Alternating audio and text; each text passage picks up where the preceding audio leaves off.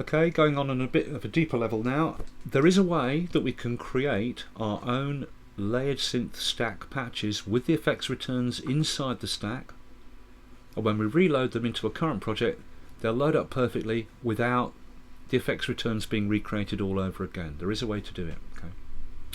Now what I've done is I've deleted that other stack, I've saved the pattern, and now we're back how we were. We've got the drum machine compacted to its group bus, followed by the audio tracks. That's the order of everything in the track header column. Then after that comes the little reverb being used by the drum machine and the output and master. Okay, so I've saved that pattern. Okay, I'll show you how to create a layered synth track stack from scratch, where you can, with the effects, you can save it with the effects returns inside, and when you reload it, it loads perfect. Okay. You create an instrument track, and now I'll explain to you why I want Logic, when it loads, to create this blank.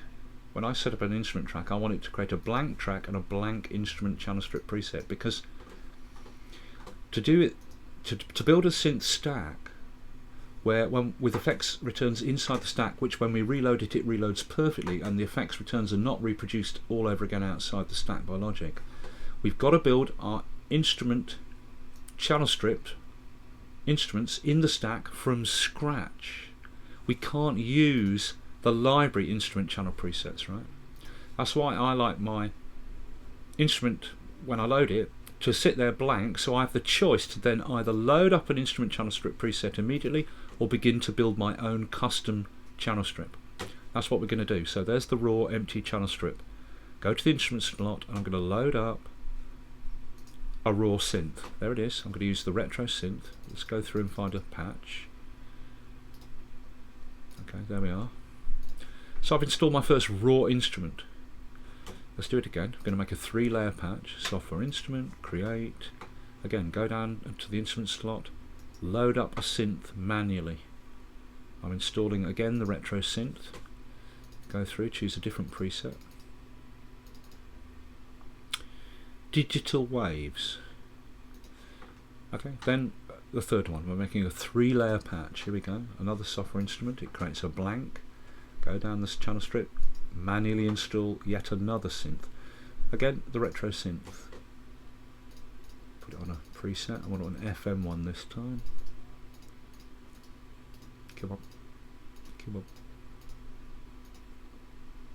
on. Wormhole lead. Okay, there we are. Pardon me. So, oops, I'm having a cup of tea. Give me the burps. Right. We've created now 3 raw synths with 3 patches we've loaded on these channel strips, right? These are not instrument channel strip presets, we're building them from scratch. And now we could go further and add insert effects, EQ, MIDI effects, etc. Let's audition them. Of course, I would have auditioned them with a master keyboard as I was choosing them, but I'll do it after the event again. Copy the pattern onto the 3 different synths we've created from scratch. Let's hear them. There's the first one, Deep Sigh. Let's mute the drums for a minute. Second one is this, Digital Waves. Third one is Wormhole Lead. Okay, and by the way, this is the new synth. Look, it does 3 different types of synthesis, right? Analog synthesis, in which case it looks like this, all wood and leather and wavetable synthesis, in which case, you know, it looks all like a PPG, and FM synthesis, in which case it switches to look like a Yamaha DX, and it's a bloody great synth. It's got these wonderful graphic envelopes and everything. It's a really good sounding synth, really nice to edit, lovely jubbly, you know, so easy with these lovely graphic envelopes and things, and easy big controllable pots and all that. Fantastic. Okay, so there's the 3 sounds. Let's start moulding them now.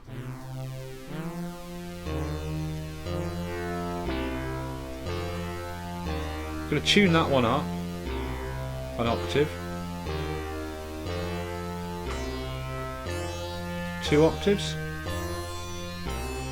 Okay, maybe not. What that one? Up 2 octaves. Whoops, up 3 octaves.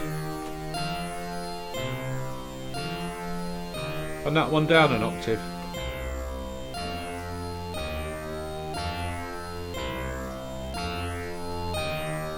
move maybe that one down a bit.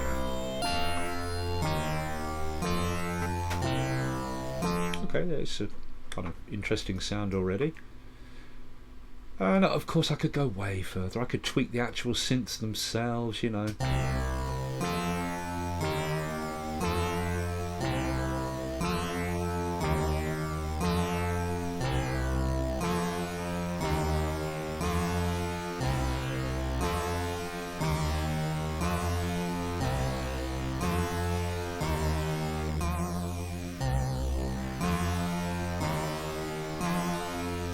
You know, whatever I like, and EQ it and add insert effects, etc. But that'll do.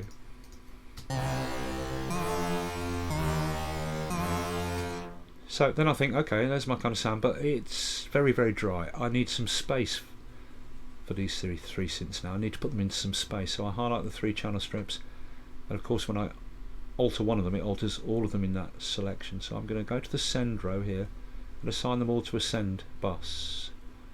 First available bus, bus 3. An auxiliary is created down here receiving on bus 3, and on this I'll put a reverb. Put a hall reverb on it of some type. I haven't got all the download content yet, so there's not much reverb content. Send a little bit of synth out now to this reverb. I'll call it reverb. Okay, here we go.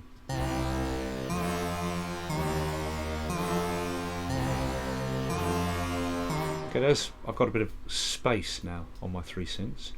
Now I think I need a second send effect. Highlight them all, second send slot, assign them all to a second send on bus 4, the next available bus. The auxiliary is created down here, receiving on bus 4. Let's put an effect on it. I'm going to choose modulation phaser. Let's choose something radical. Something strange will probably do it. We'll send a little bit. This is a phaser, I'll call it phaser. I'm going to send a little bit of each synth now to the phaser. There we go.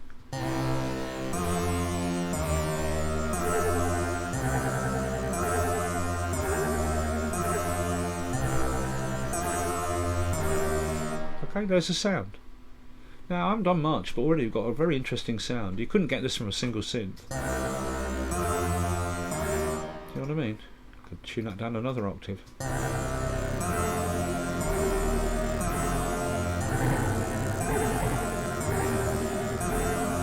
Whatever I like, but there's my sound.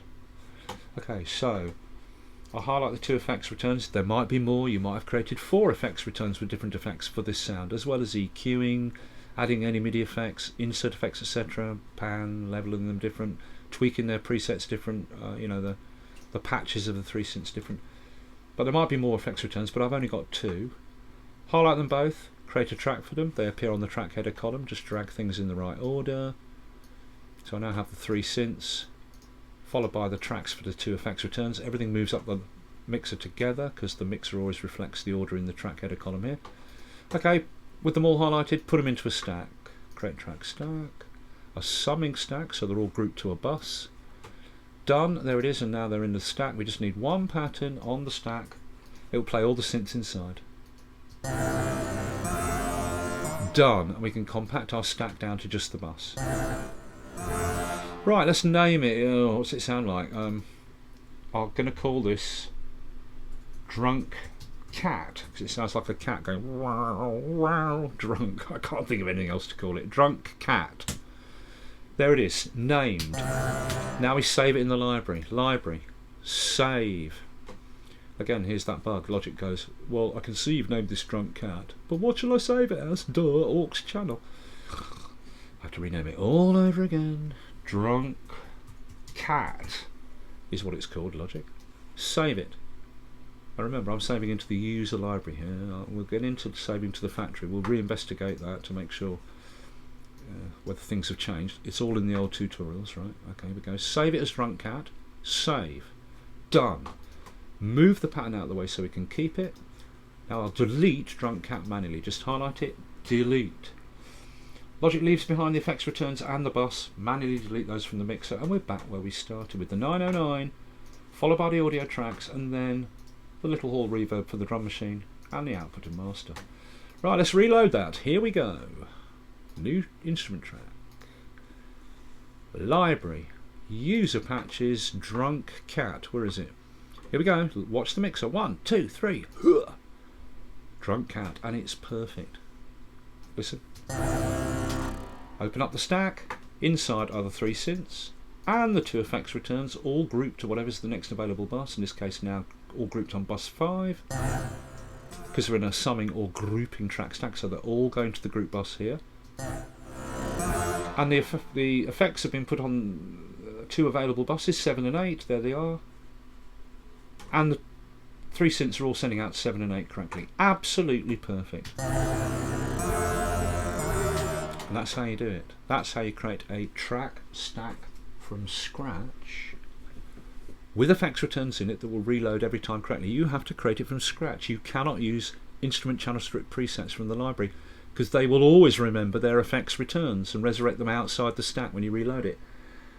And every single synth that you choose, every single instrument channel strip preset that you choose from the library, always installs at least 1 reverb return. So there you go.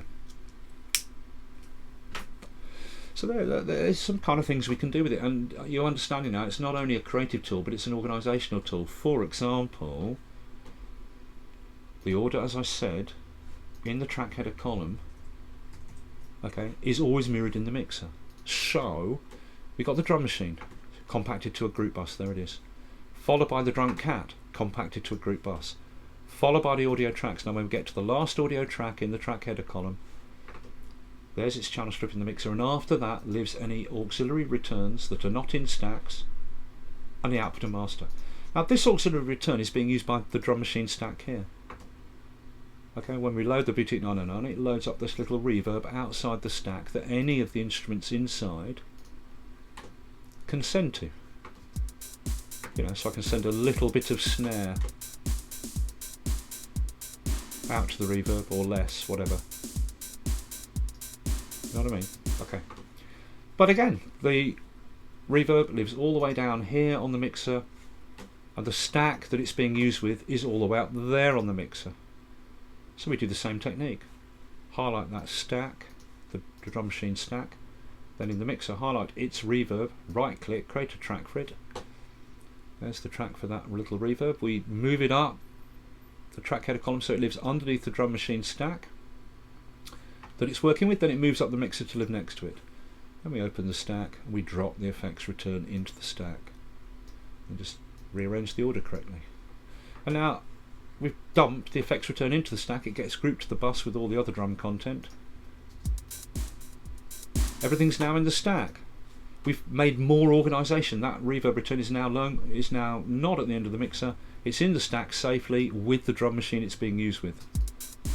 Save the song, it'll load like that every time. We've made organisation. Anytime we can open the stack, access the instrument, the first pair of outs, any of the subsequent outs, and the reverb. Okay. So we can do organisation things like that after we've loaded up stuff using the stacks. And then when we save the song and reload it, it'll reload like that every time. But thinking about the techniques that we've learned, okay, I'll show you one last one. I'll show you how to create a drum machine from scratch with a parallel compressor built into it. That should be interesting, right? Okay, so we'll create a new software instrument track, a blank, but we want to create this stack, a brand new drum machine that's got some effects returns inside it, saved as a stack, which when we load it every time will load correctly with the effects inside the stack, the effects returns inside the stack. We've got to make it from scratch. This is how you do it. I'll colour this drum machine track, well it's blank at the moment, but I'll colour it orange from the get-go so we know it's different, right? Okay, it's an instrument track, raw. We're going to build a raw drum machine instrument from scratch, so we don't load any drum machine from the library, we load up a raw instrument from the slot, the Ultrabeat, multi-out Ultrabeat. Okay. Now what we have at the moment is just the Ultrabeat track here with the Ultrabeat on it, or this raw track with the Ultrabeat on it. Okay, now this is the Ultrabeat track. Down at the bottom there's the plus and minus button to add more extra outs and take away extra outs. So let's add extra outs. We know this is going to be the first pair of outs and the instrument, so we'll call it kick. And where's the colour gone? colour it orange. Okay, add the additional outs. I want one for the snare, hats, claps, a percussion and a crash, let's say, but there'd be more. Do you know what I mean? I'll add a couple more. Then we name them. That's the snare, that's the hats, that's the clap,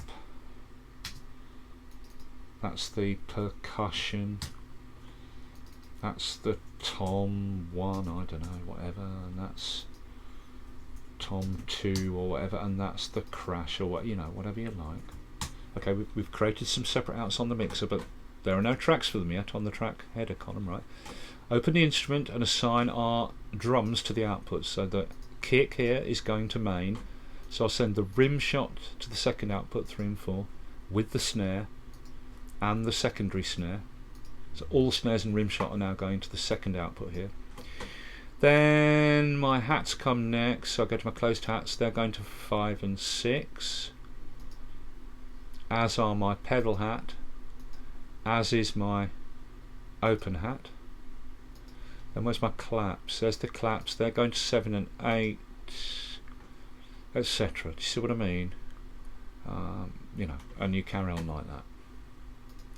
Okay. You assign your separate outs. You can go back and tweak which drums go to which outs anytime. Okay, we've already got a track for the actual instrument and the first pair of outs. There it is. And we've added extra outs in the mixer using the plus button. We've assigned drums to those extra outs. So what we do now is we highlight the second pair of outs, third, fourth, fifth, sixth, the other pairs of outs except for the instrument and the first pair. We select and highlight all the additional outs we've created. Right click, create tracks for them. Okay, there we have it. Now we've got the instrument and the first pair of outs, followed by the separate outs, all with their own tracks. Okay. Next, we highlight the lot and assign them all to the first send. First available one is bus 3. That auxiliary is created down the mixer there. I'm going to call that reverb. It's receiving on bus 3. So all these drum outputs are now sending out to this reverb. I'll put a reverb on it. This bus, I'll put a reverb on it. Space Designer, let's find a reverb. Like that. Small little reverb. Then again, highlight all the drum outs. Put in a second send, going to the next available bus. Bus 4. The bus is created down there. There it is. Receiving on bus, the auxiliary receiving on bus 4. Let's put on another reverb. This time, a large one. Like that. Okay, so this is reverb small. Yeah. Reverb small. That's reverb large, or rev large. Rev large and rev small. Okay, 2 reverbs. I can send a little bit of each drum to those reverbs. We'll do that in a bit, right? Okay, done all that. Now we'll create a third send. Highlight all the instruments, the instrument and all its outs rather. Assign a third send. Bus 6, the next available bus. The bus is created down there, or rather the auxiliary is created receiving on that bus, and here I'm going to put a compressor. Stereo compressor. I'm going to choose a you know, VCA smashed. I want some really aggressive compressor that pumps like mad. It doesn't work that well on drum machines, but let's ramp the bugger right up so we get a bit of pumping. There we are, like that. No limiter. I want it to be aggressive. Right. So I can now name this auxiliary that's been created comp because it's got a compressor on it, and then I'm ready to go. Right. Highlight these 3 effects returns that I've just created for the drum kit the drum machine I'm building. Right click, create tracks for them. They appear on the track header column there. Make sure everything's in the right order. Grab the 3 effects, drag them down so they're underneath the outputs for the drums, and everything's in the right order. The instrument and the first pair of outs, followed by the separate outs, then followed by the effects returns. Let's put those in a different order. Reverb small, reverb large, and the compressor last. Make sure they're all the same colour. highlight the lot, put them into a stack, a summing stack, so they're all grouped to a bus. There they all are, grouped to a bus. Title the bus 909 or whatever, or machine comp, because it's got parallel compressor in it, or yeah, Drumbox comp, let's call it. Okay, put a couple of drum patterns on it, let's hear it. That's just raw at the moment. Let's have a look in the mixer. There it is, raw. Now of course I can adjust the level of my mix, you know, the kick, the snare, hats, clap, etc. Okay, and I can now send a bit of each one out to the small reverb.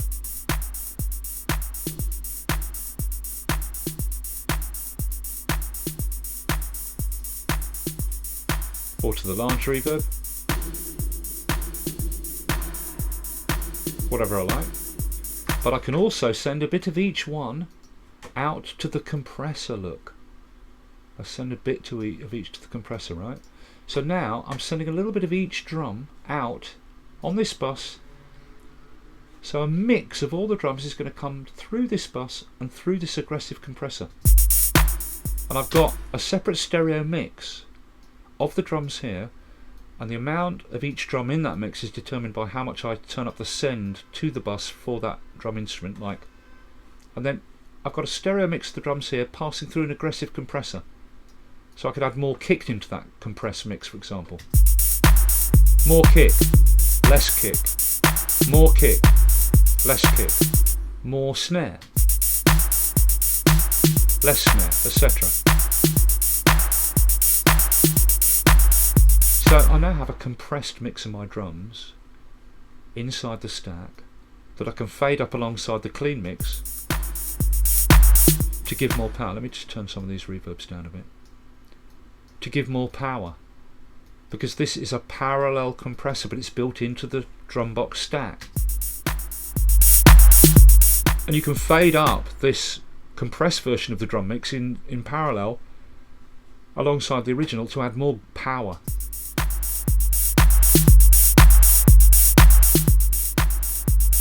And everything, including the reverb returns, the compressor, parallel compression mix of the drums and the original drums, the clean mix, are all grouped to the summing stack called Drumbox Comp.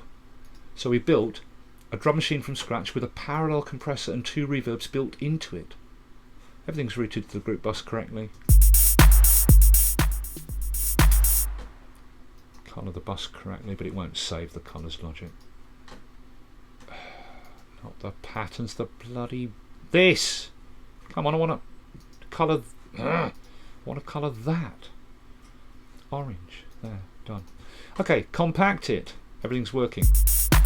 Save it in the library. Save. Again, even though I've named it Drumbox Comp, Logic goes, duh, what shall I call it? You're going to call it Drumbox Comp numpty. There we go. Save. Shazam. Done. Save the patterns over here like that. Delete it. It leaves behind the effects returns in the bus. Gone. We're back where we started, with the 909 followed by the Drunk Cat stack, followed by the audio tracks, followed by the output and master. And remember, we put the little reverb into the stack with the drum box that it's working with, so it's no longer at the end of the mixer. It's all in the stack nicely now with the 909, Boutique 909. Okay, are we ready to go? Let's load that one up we just created. Here we go.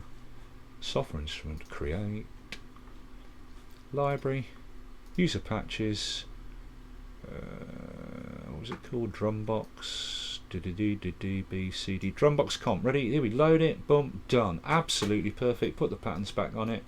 Doesn't remember the colours. It loads it with green. Drum machines always load with green. But there we are. Logic has resurrected our custom created drum machine. There it is. Everything grouped to the bus on the first available bus. In this case, everything's grouped to bus 9. So there's the drum box grouped to a bus. Inside it there's the instrument and the separate outs and the effects returns and the parallel compressor at the end. All ready to go. I can bring in as much parallel compression as I want. Everything's ready to go. Send parallel compression. Send each drum into the parallel compressor mix as much as I want. Bring up the parallel compression as much as I want. Yeah, there you go. That's how to build a custom drum box. Of course, the drums can have any sound you want in them, etc. With 2 reverb returns, a large and a small, and a parallel compressor effects return, all built into the drum machine stack, and you can load it any time and it loads 100% perfectly. A drum machine ready to go with parallel compression built in. And whatever other effects you want, right? So there you go. Track stacks, yes, deeper than you think, innit? And well, just finally, of course, if we go to track automation, these track stacks, well, sometimes when you look at the track automation for them, it'll show this at the top, smart controls. Sometimes it won't show that, it'll just show the regular automation parameters. Smart controls. Now the point is, and we're not going to get into that now, but these track stacks, there's a factory one, highlight it, turn off the automation, highlight it, bring up the smart control panel, and there is the smart controls for that track stack, the drum machine. But there's one I created, the Drunk Cat. It has its control panel created automatically, because remember, everything in here, the 3 synths and the 2 effects, this is the one I built from scratch, are going through this audio group bus, which has got a compressor and EQ on it. So Logic gives me the basic parameters for the compressor and EQ. Okay. Here's the other one I created, Drumbox Comp, from scratch. It's all going through a bus, a compressor and a channel EQ. So again, Logic gives me the compressor and the channel EQ. But these can all be changed using the information panel, etc. So you do get these smart controls with these track stacks, even the ones you create themselves. Logic, if you create a summing stack, which is going through a group bus, it always puts a default compressor and EQ across it. So you automatically get, when you create a summing track stack to a group bus, you automatically get a smart control panel with the basic compressor and EQ parameters on it, which goes with that stack. But these can be modified any time, alright? But that's a whole other story, the smart controls.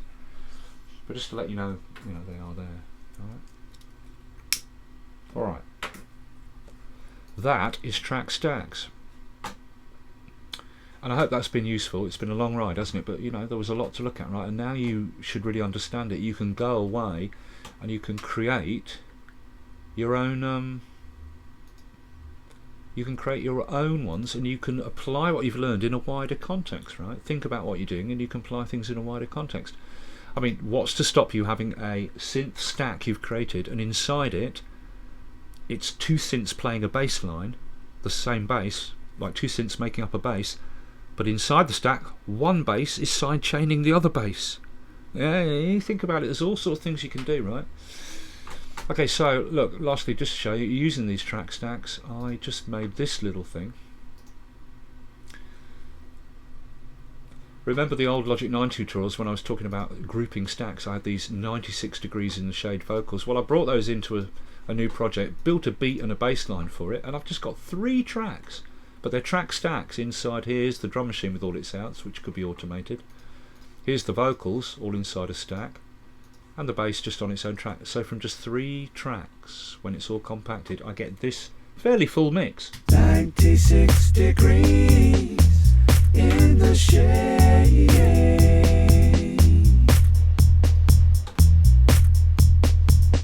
And in the mixer, again, hardly anything. I've just got my vocals as a group compacted, my drum machine as a group compacted, and my bass. And there's a little reverb being used by the drums. And that's it. But it's a fairly full mix, isn't it? You know what I mean? Fairly full.